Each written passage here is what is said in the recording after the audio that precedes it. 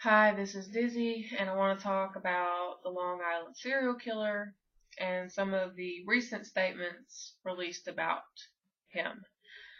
Um, a lot of women have been found on Gilgo Beach in Long Island, in New York. I first became interested in this whole case when I was living in New York in 2011 and 2012, and this had already been going on for years. Um, and now it's becoming a big topic again. There are people online trying to solve this and everything else, and uh, profilers have released some ridiculous statements.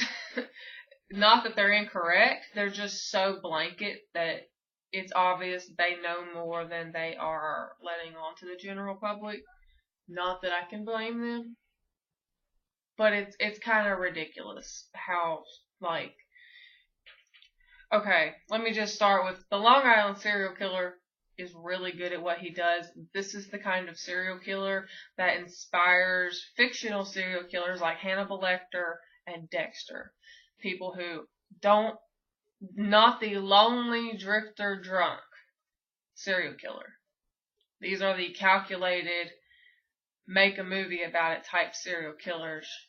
Uh, he's been at this for like 20 years at least. Is the general thing. I mean, it's been at least since 2007.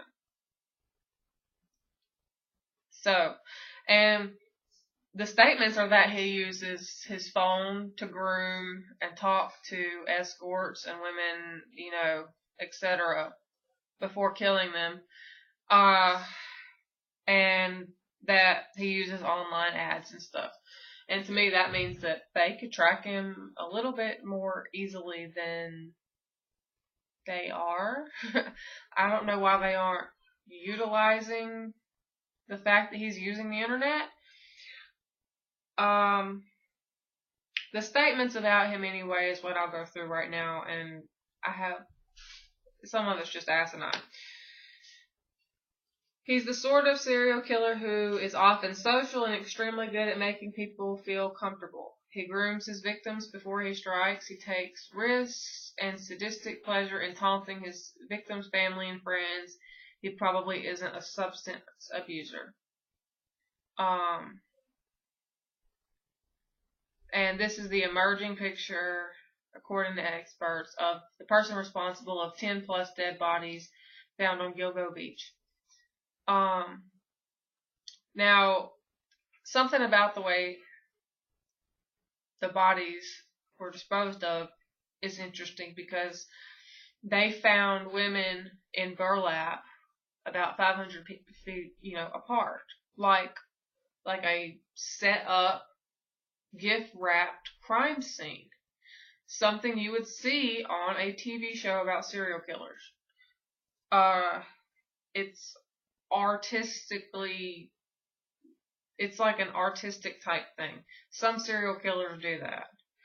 Um, some serial killers like to pose their victims certain ways. Some of them literally draw on them with makeup. But a lot of serial killers just kill somebody and then walk away and leave them there. And that's a disorganized type. This guy is very organized.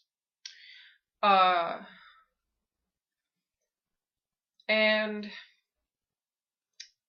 okay, so here we get to some ridiculous statements, and these are made by this one in particular that's getting to me is made by the director of the forensic science program at George Mason University and is a retired FBI agent. Now, this is what she said. What I would say is that when you are dealing with a serial killer, they tend to be very predatory individuals. Well, thank you, Sherlock. I had no clue.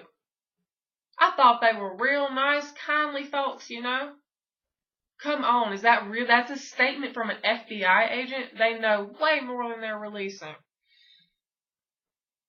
I mean, what? And then it gets worse from there. They are hunting human beings, O'Toole says. The predatory behavior has to do with looking for women ultimately to murder. This person made basically a circular statement. Yes, serial killers are predatory. I mean, I know the general public is full of morons, but, I mean, come on. We know that. We know serial killers are predators. That's how they do what they do.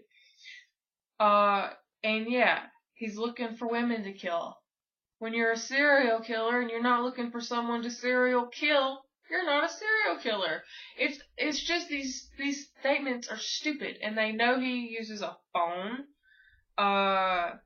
He said he contacts them and then he's in computer contact with them. He is manipulating them in 3 different ways. That is a lot of work. It is risky. One of these young women could become suspicious. That says a lot about him. This is part of his hunting behavior. He hates women, obviously.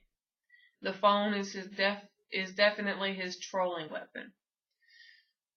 Well, I guess you better track that phone. And, since they apparently know he uses online ads, hopefully they have undercover agents on that. I'm sure they do. I'm sure they have a lot more information than they're releasing. But I don't know what they plan on putting into these TV shows they're making about it. If they're basically acting like they don't know what's going on. But the picture they're painting is that this guy is not an addict. He's not an alcoholic. Even the more calculated serial killers that everyone, kind of thinks of as being a super smart murderer, like Ted Bundy, they often have addiction issues. Bundy and Dahmer were alcoholics. I mean, a vast amount of serial killers are alcoholics. And obviously that can kind of make it easier to get caught. But they know that this guy apparently is not an alcoholic or addicted to anything. And I would have to agree with that because he's gotten away with it for so long. Another person who got away with killing for so long is Gary Ridgway, aka the Green River Killer, who wasn't an alcoholic apparently. Although he has said he doesn't remember where he put a lot of the bodies. But one of the ways he got away with it was because he is what Bundy called a bottom feeder. Basically stalking and killing victims that people don't care about, like prostitutes. Long Island Killer, people are actually looking for those girls, and he's still getting away with it. So he's really good at what he does, but obviously when a serial killer is good at what they do, that's bad. So I'm looking forward to more information coming out, but I really wish they would stop making these dumbass statements. Serial killers are predators. Oh my god. Duh. I know that. We all know that. Anyway, I wonder if he's watching this video. Hi. I'm not worried about it. He'd have to travel all the way down south to come kill me. So, okay, well, I mean, that's my thoughts on the asinine statements that are being released as new information. There are different theories as to whether all the bodies are from the same serial killer. I do not think that all the bodies are connected.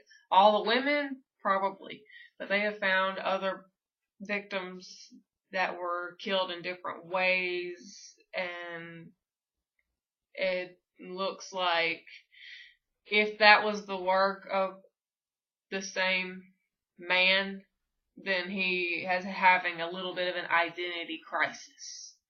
So, it's New York. There's plenty of murderers. And the only thing is that for two different serial killers to use the same dumping grounds, that's pretty far-fetched.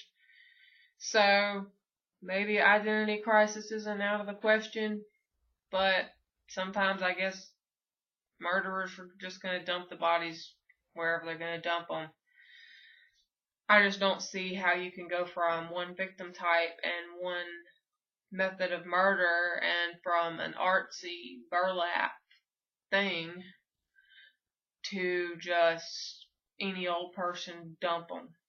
I just don't see how that doesn't work. That's not how it works. That's not how any of it works with serial killers. Especially one that is so calculated that they can stalk and call victims' families from their cell phone and taunt them and still not get caught 20 years later.